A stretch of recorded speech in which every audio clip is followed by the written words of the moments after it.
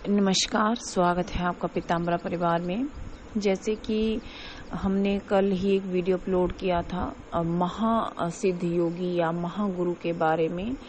तो जो अप्सरा जी के पुत्र हैं और जिनके गुरु हरिद्वार ऋषिकेश में रहा करते थे, उनके विषय में मैं आपको एक अद्भुत और अविश्वसनीय एक घटना का जिक्र इस वीडियो में करने वाली हूँ। अगर आपको यह वीडियो अच्छा लगे तो लाइक और शेयर कीजिए।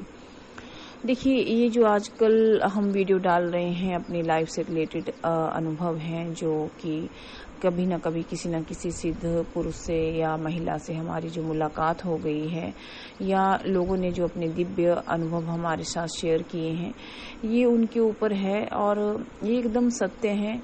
लेकिन ये किसी भी कथा कहानी से कम नहीं लगते हैं, क्योंकि साधारण मनुष्यों के लिए इस तरह की अनुभूतियां होना, इस तरह से दिव्य सिद्ध योगियों के दर्शन होना बड़ा ही मुश्किल है। और हो सकता है कि हमें इसलिए शायद दर्शन हो गए क्योंकि ये कोई हमारा प्रारब्ध था या हमारे भाग्य में ये सब कुछ लिखा हुआ था। क्योंकि तब तक आप ऐसे सिद्ध योगियों की दर्शन नहीं कर सकते हैं जब तक कि वो ना चाहें, क्योंकि केवल उसकी कृपा से ही उसको जाना जा सकता है। तो आज हम बात करेंगे उन गुरु के बारे में जो अप्सरा पुत्र के जो गुरु थे और हरिद्वार ऋषिकेश में जो निवास करते हैं, उनके विषय में ये वीडियो रहेगा और उनकी जो दिव्य अनुभूति है उनके विषय में आपको पूरा बताएंगे। तो बता दें कि जब वो गुरु अपने समय में हुआ करते थे, तो उस समय वो 3:30 बजे या 3 बजे के करीब उठ करके गंगा जी में स्नान करके अपना आश्रम को वापस लौट जाया करते थे 4 बजे तक, और 4 बजे से अपना ध्यान और अपनी साधना शुरू कर देते थे। वो राम जी के परम भक्त थे, ये उनके शिष्यों का कहना है। क्योंकि देखिए, मैं तो उनसे नहीं मिल पाई, मेरा इतना सौभाग्य नहीं रहा, क्योंकि जब मैं उनके संपर्क में आई तो उस समय वो अपने शरीर में नहीं थे। इसका भी क्या कारण था वो मैं आपको बताऊंगी। पहले हम इन दिव्य घटनाओं का जिक्र कर लेते हैं कि एक बार गुरुजी, जो अप्सरा पुत्र के जो गुरुजी हैं, वो अपनी दिनचर्या के अनुसार ही 3-3:30 बजे उठे और गंगा जी में 4 बजे तक उन्होंने स्नान किया। और जैसे ही वो अपने आश्रम की ओर लौटने लगे तो उन्होंने देखा कि एक पौड़ी के ऊपर एक बहुत सुंदर सी एक कन्या बैठी हुई है और उसका आभा मंडल बहुत ही दमक रहा है और उसने हीरे जवाहरात पहन रखे हैं। तो वो अपने गंतव्य से होते हुए जा रहे थे, उन्होंने कुछ खास ध्यान उस स्त्री की तरफ नहीं दिया। तो उस स्त्री ने कहा कि क्या तुम मेरी तरफ जरा भी ध्यान नहीं दे रहे हो, ऐसा क्यों? और उन्होंने उनको उनके नाम से आवाज दी। तो उन्होंने कहा कि हे देवी, अभी मुझे अपना राम भजन करना है, राम साधना करना है, इसलिए मेरे पास अभी बिल्कुल भी समय नहीं है, क्योंकि 4 बजने वाला है, भोर होने वाली है, ये मेरा ध्यान साधना का समय है। तो उस स्त्री को बहुत गुस्सा आया और उसने एकदम एक क्रूर पक्षी का रूप धर लिया। वो पक्षी कौन सा था लेकिन वो मुझे पता नहीं, लेकिन उसने एक विशाल पक्षी का रूप धर लिया और उसने कहा कि हे दुष्ट, तुम मेरी अवहेलना कर रहे हो, तुम मेरे रूप और सौंदर्य की अवहेलना कर रहे हो। तो वो उनके पास आए, मतलब गुरुजी उस पक्षी के पास आए, पक्षी कह लीजिए या फिर उसको आप स्त्री कह लीजिए या कोई मायावी स्त्री कह लीजिए। तो उन्होंने हाथ जोड़ दिए, उन्होंने कहा देवी, आप चाहे कोई भी रूप धर लीजिए, लेकिन मैं जानता हूँ कि आप मायावी हैं, पर इस समय मेरा प्रभु कीर्तन का समय है, राम भजन का समय है, तो मैं अभी बिल्कुल नहीं रुक सकता हूँ। तो उसने कहा कि हे दुष्ट, तुम मुझे क्या भेंट कर सकते हो, नहीं तो मैं तुम्हें यहीं पर मार डालूंगी। तो उन्होंने कहा कि देखिए, अभी तो मेरा राम भजन का समय है, अगर आपने मुझे मारना है तो मार करके आप मुझे खा जाइए, आप कोई भी रूप धर लीजिए, मेरे पास तो कुछ नहीं है, क्योंकि मैं साधु सन्यासी हूँ, मेरे पास तो कुछ नहीं है। तो उस स्त्री ने फिर से, मतलब उस पक्षी ने फिर से स्त्री का रूप लिया और एक डरावनी स्त्री का रूप ले लिया और कहा कि मैं तुम्हें खाना चाहती हूँ, तुम्हारा रक्त पीना चाहती हूँ। तो उन्होंने कहा ठीक है, मैं तैयार हूँ, लेकिन अभी जो है मेरे प्रभु कीर्तन का समय है, राम भजन का समय है, और मैं नहीं चाहता कि मैं अपनी साधना के पथ से डिग जाऊं, क्योंकि प्रभु श्री राम मेरा इंतजार कर रहे हैं और मैं उनका भजन करके आता हूँ और आप मेरा यहीं पर इंतजार कीजिए और मैं 100% यहाँ पर आऊँगा। उस स्त्री ने कहा कि मैं किस तरह से मान लूं कि आप वापस आएंगे। तो उन्होंने कहा कि मैं अपने प्रभु श्री राम की शपथ खाता हूँ, मैं यहाँ पर भजन करने के बाद जरूर लौट करके आऊँगा या अपनी साधना करने के बाद जरूर लौट करके आऊँगा। तो उसने कहा ठीक है, मैं देखती हूँ कि प्रभु श्री राम के भक्तों में कितना मतलब तपोबल है या कितना वो अपनी बात पे अड़िग रहते हैं, क्या वो सत्य वचन कहते हैं या नहीं कहते हैं, कि क्या वो प्रभु श्री राम की शपथ खा करके अपनी शपथ का पालन करते हैं या नहीं। क्योंकि तुमने अभी वचन लिया है, आप गंगा जल हाथ में लेकर के वचन लो कि तुम इस स्थान पर वापिस आओगे। तो उन्होंने कहा कि ठीक है, मैं वापिस आऊँगा। उसके बाद वो चले गए अपने कमरे में और अपने पहले आश्रम में पहुँचे, फिर अपने कमरे में पहुँचे। तो उन्होंने कहा उसको कमरा जब उन्होंने खोला तो उन्होंने देखा कि एक दिव्य सुंदर स्त्री और वहाँ पे बैठी हुई है। तो उन्होंने उसको कहा कि आप कौन हैं और मेरे कक्ष में आप क्या कर रहे हैं। तो उस सुंदर स्त्री ने कहा कि अभी मैं तुम्हें बाहर ही तो मिली थी, क्या तुम मुझे इतनी जल्दी भूल गए। तो उन्होंने कहा कि देवी, पहले आपका रूप कुछ अलग था, फिर अलग हुआ और अब आपका रूप और भी अलग है, तो मैं आपको ठीक से पहचान नहीं पाया, इसलिए मुझे आप क्षमा करें और आप मेरे कक्ष में क्या कर रही हैं। और उन्होंने ये भी बताया था कि जब वो उनके कक्ष में थी तो एक दिव्य अलग ही सुगंधी उनके पूरे कक्ष में फैल गई थी, क्योंकि कमरे के अंदर एक कमरा था जहाँ पे वो ध्यान साधना किया करते थे या जो भी अपना मंत्र जप वो करते थे, तो वो वहाँ पे किया करते थे। तो उन्होंने बोला कि हे देवी, आप थोड़ा विश्राम कर लीजिए, मैं अपनी शपथ का पालन करूँगा, बस मैं प्रभु कीर्तन करना चाहता हूँ, इसलिए मुझे क्षमा करें। तो वो अपने कमरे में गए और वो स्त्री वहीं बैठी रही और वो साधना में लीन हो गए, अपनी ध्यान साधना जो वो करते थे उसमें वो लीन हो गए। उसके बाद जब उन्होंने अपनी साधना या मंत्र जब समाप्त किया तो बाहर अपने अंदर वाले कक्ष से बाहर वाले कक्ष में आए, मतलब अंदर वाले रूम से वो बाहर वाले रूम में आए। तो वो दिव्य स्त्री वहीं पर बैठी हुई थी। तो उन्होंने कहा कि स्त्री ने कहा, क्या तुम मेरे रूप लावण्य में बिल्कुल भी मोहित नहीं हुए। तो गुरु जी ने कहा कि नहीं, बिल्कुल नहीं, आप तो मेरे लिए माँ समान हैं और मैं आपकी क्या सेवा कर सकता हूँ। अगर आप मेरा रक्तपान करना चाहती हैं तो मैं अभी हाजिर हूँ और मैं अपना वचन निभा रहा हूँ, क्योंकि मैंने अपने प्रभु से मिलन कर लिया है और अपने प्रभु श्री राम से मैंने भजन कर लिया है, उनका दर्शन कर लिया है। अब आप मेरे रक्त का पान कर सकती हैं और मैंने जो गंगा जल लेकर के जो शपथ खाई थी, तो आप कहिए कि आप उसी पौड़ी पर, यानी गंगा तट पे जो पौड़ी थी जिस पे वो बैठी हुई थी, वहां चल के मेरा रक्तपान करेंगी या मेरे कमरे में ही मेरा रक्तपान करेंगी, ये आप बताइए। तो उस स्त्री ने कहा कि मैं तुम्हारी इस प्रभु भक्ति से बहुत प्रसन्न हूँ। क्या तुमने साधना करते हुए भी एक बार भी मेरे बारे में विचार नहीं किया कि मैं कितनी सुंदर हूँ, मेरा रूप कितना सुंदर है। क्या तुम मेरे लिए रत्ती भर भी मोहित नहीं हुए। तो उसने कहा नहीं देवी, गुरुजी ने कहा कि नहीं देवी, मैं आपके रूप पे मोहित नहीं हुआ, मुझे आप माँ समान लगती हैं और मेरे लिए मेरी माँ तुल्य ही आप हैं। तो एकदम वो गुस्से से खड़ी हो गई और उसने कहा कि मैं अभी तुम्हारा रक्तपान करना चाहती हूँ, क्योंकि तुम मेरे रूप लावण्य जो है उसका तुम अवहेलना कर रहे हो या उसकी सुंदरता को स्वीकार नहीं कर रहे हो। इस तरह से उन्होंने कुछ कहा। तो उन्होंने कहा कि देवी, आप मेरे लिए पूजनीय हैं और मैं नहीं जानता कि आप कौन सी मायावी शक्ति हो या आप कहाँ से आई हैं और कहाँ जा रही हैं, मुझे नहीं पता। और वो अपने घुटनों के बल बैठ गए और उन्होंने कहा कि देवी अब आप मेरा रक्तपान कर सकती हैं। तो वो जो वहाँ पे स्त्री थी उसने कहा कि आप बस कीजिए, मैं तो आपका तपोबल देख रही थी, मैं ये देख रही थी कि क्या राम भक्त अपने वचनों के पक्के हैं या नहीं पक्के हैं। तो उन्होंने कहा कि देवी मैं अपने वचन का पक्का हूँ, आप चाहें तो रक्तपान कर सकती हैं।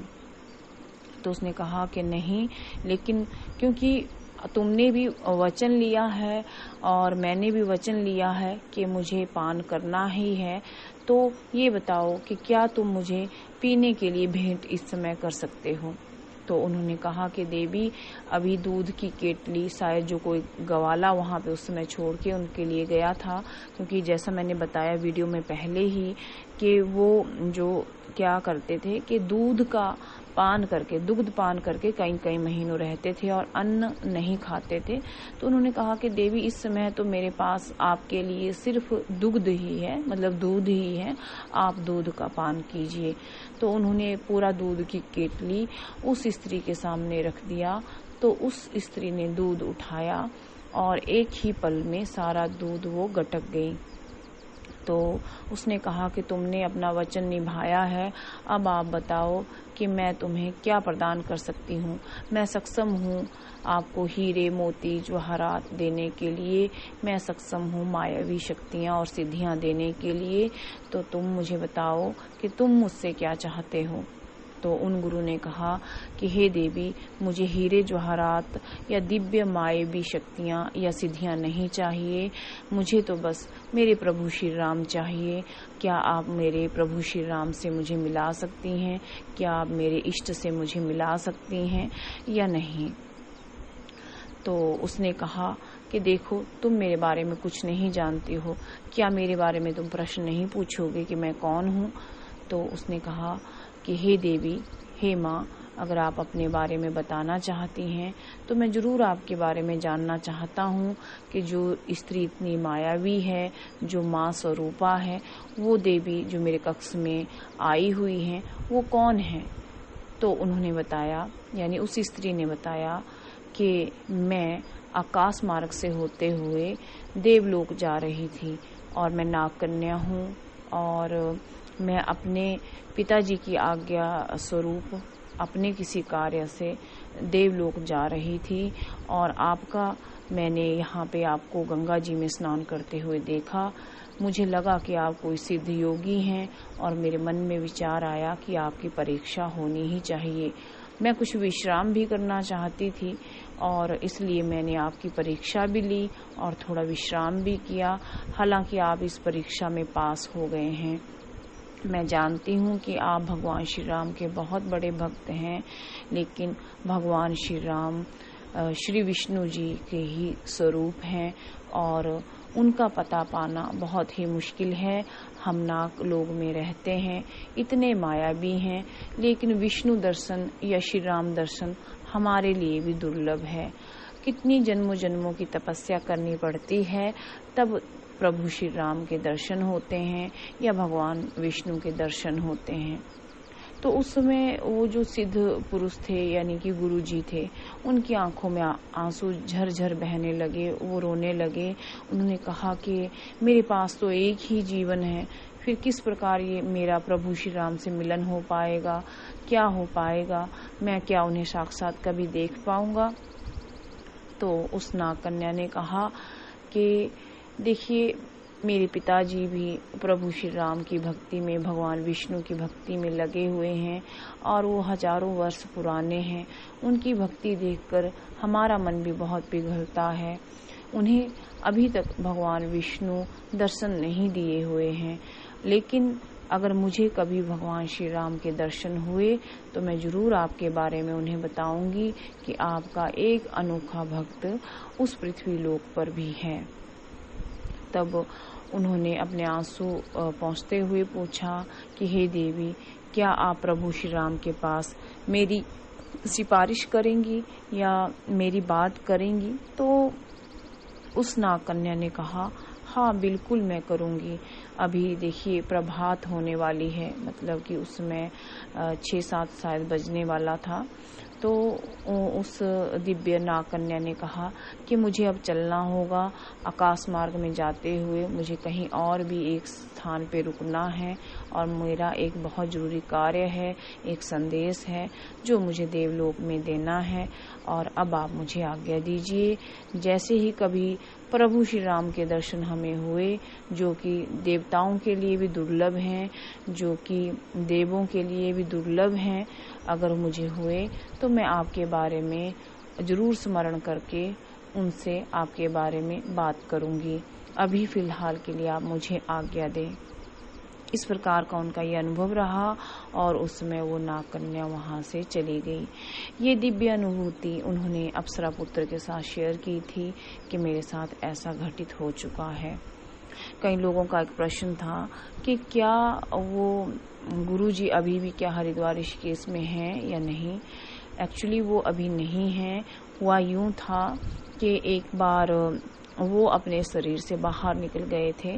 जैसा कि मैंने पिछली वीडियो में बताया था कि वो अपने शरीर से बाहर निकल जाते थे और कुछ दिनों की सूक्ष्म यात्रा पे वो जाया करते थे। तो उन्होंने उनके आश्रम में बहुत सारे लोग आते जाते हैं और बहुत सारे आश्रम वासी वहाँ पे रहते हैं। तो वो हमेशा कह के जाते थे कि जब भी मैं यहाँ से जाऊंगा तो मेरे शरीर को आप ढक दिया कीजिए। और इतने दिन में, मतलब वो 5-7 दिन में हमेशा ही लौट आते थे और वो हमेशा कह करके जाते थे कि मेरे शरीर को जलाना नहीं है, मैं स्वयं लौट आऊंगा। लेकिन एक बार की बात है कि वो अपने शरीर से बिना बताए बाहर निकल गए और काफ़ी दिनों तक नहीं लौटे। लेकिन ये मुझे बिल्कुल भी स्मरण नहीं है कि कितने दिनों तक वो अपने शरीर में नहीं लौटे।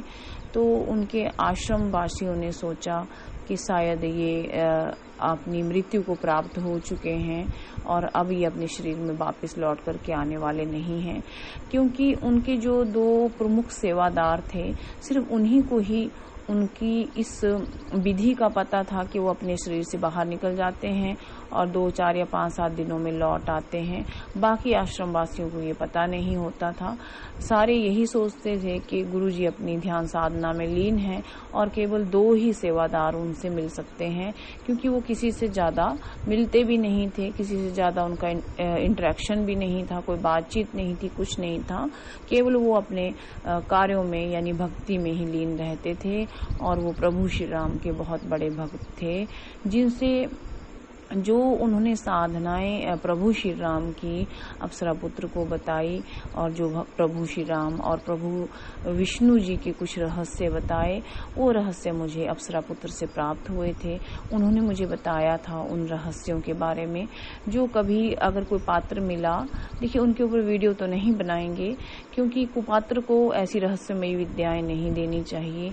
अगर कोई पात्र मिला और मुझे लगा कि हाँ वो आध्यात्मिक क्षेत्र में अच्छा कर रहा है, तो फिर उन्हें वो विद्याएं जरूर मैं प्रदान करूंगी, क्योंकि मैं कभी नहीं चाहती कि ऐसी दुर्लभ विद्याएं या रहस्यमयी विद्याएं मेरे साथ ही चली जाएं। और तो बात करते हैं कि वो गुरु जी की, तो कुछ काफी दिन हो गए जब वो अपने शरीर पे वापस नहीं लौटे। तो उसके बाद आश्रम वासियों ने उनको उनके शरीर का दाह संस्कार कर दिया और वो कभी अपने शरीर में वापस नहीं लौट पाए। फिर उसके बाद वो सूक्ष्म रूप धर करके अपने जब वो वापस लौटे तो वो अपना सूक्ष्म शरीर में थे। फिर जो उनके 2 प्रमुख सेवादार थे, उन्होंने उनसे बात की, उनसे कांटेक्ट किया। उन्होंने कहा कि आपने मेरा शरीर क्यों जला दिया, मुझे तो वापस आना था। तो उन्होंने कहा कि हाँ, एक ने कहा कि मैं यहाँ पे नहीं था, मुझे क्षमा करें गुरुदेव, और दूसरे ने कहा कि गलती बस हमसे, ये बहुत बड़ी भूल हो गई, क्योंकि आप इतने दिनों तक कभी शरीर से बाहर नहीं रहे, तो हमने सोचा, और आप बिना बताए आप चले गए थे, तो हमने सोचा कि शायद आप मृत्यु को प्राप्त हो चुके हैं और अब अपने शरीर में नहीं लौटेंगे। तो गलती से ही उनका दाह संस्कार कर दिया गया और वो कभी अपने शरीर में लौट नहीं पाए। और वैसे भी उनके जो महागुरु थे, उन्होंने कहा था कि उन्हें 2 जन्म और लगेंगे सीखने में, पर काया प्रवेशम सिद्धि सीखने में उन्हें 2 जन्म और लगेंगे। तो शायद ये इसलिए भी घटित हुआ होगा क्योंकि आपको पता है कि सिद्ध पुरुष की वाणी कभी खाली नहीं जाती है। और उसके बाद जो अप्सरा पुत्र थे उनको भी वो सूक्ष्म रूप में दिखाई देते थे, सूक्ष्म रूप से उनके यहाँ वार्तालाप करते थे। और जब अंत समय मैं उनसे मिली थी तो उन्होंने बताया था कि अभी मेरे गुरुजी का जीवन बाकी था, कुछ साल तक बाकी था, और अभी वो नया शरीर धारण नहीं कर चुके हैं। मतलब उन्होंने नया शरीर धारण नहीं किया है, अभी तक जन्म उन्होंने कहीं नहीं लिया है। फिर से जब उनकी ये उम्र पूरी होगी उसके बाद ही वो नया शरीर धारण करेंगे, फिर से उनकी जो है आध्यात्मिक शुरुआत होगी। ये इस तरह से घटित हुआ था। पता नहीं कि आप लोगों को ये सुनकर के सत्य कथा भी लगेगी या नहीं, पर देखिए ये वो चीजें हैं जो आध्यात्मिक क्षेत्र से जो लोग जुड़े हुए हैं या जिन्हें दिव्य अनुभूतियां हो चुकी हैं, वही ये सारी चीजें वो लोग समझ सकते हैं। जो लोग साधारण लोग हैं उन्हें मुझे नहीं लगता कि मेरी ये बातें समझ आ जाएंगी। हो सकता है आज नहीं कल, कल नहीं परसों, कुछ वर्षों बाद उन्हें शायद मेरी बातें समझ आएं, जब वो मे भी मेरे वीडियोस देखेंगे या उन्हें लगेगा या उन्हें कुछ दिव्य अनुभूतियां होंगी, तब वो सारी मेरी बातों को समझ पाएंगे। नमस्कार।